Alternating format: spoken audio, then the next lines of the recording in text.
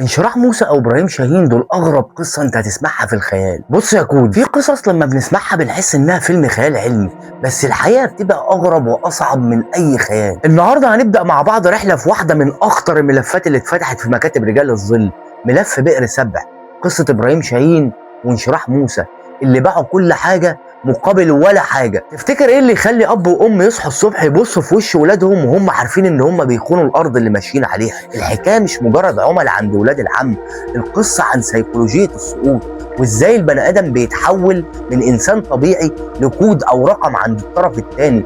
وايه السر اللي خلى القصه تعيش معانا لحد دلوقتي رغم ان في ناس كتير غيرهم ظهروا واختفوا؟ في الحلقه دي هنحط رجلينا على اول الطريق، وهنفهم ليه انشراح موسى ما كانتش مجرد زوجة لواحد باع القضية وخلاص، دي كانت هي الدينامو وهي اللي سايقه المركب لبر الخراب. هنعرف ليه المسلسل اللي شفناه زمان كان مجرد قشرة من الحقيقة، وايه هي التفاصيل اللي الصقور المصرية سابتنا نعرفها لحد دلوقتي عشان تكون درس وعبرة لكل واحد بيفكر ان الخيانة ممكن تمر بسلام. الخيانة يا كود ملهاش وشين، هي وش واحد بس، والنهارده هنكشف اول ملامح الوش ده عشان نعرف ان بئر سبع ما كانش مكان فاضي في الصحراء وخلاص، ده كان الحفرة اللي ابراهيم وانشراح ما خرجوش منها غير وهم جثث ميتة الضمير والروح. خليك معايا بقى في ال30 يوم الجايين عشان هنفك الشفرة حلقة بحلقة، وهنعرف اللي بيبيع ارضه ملوش تمن حتى عند اللي اشتراه.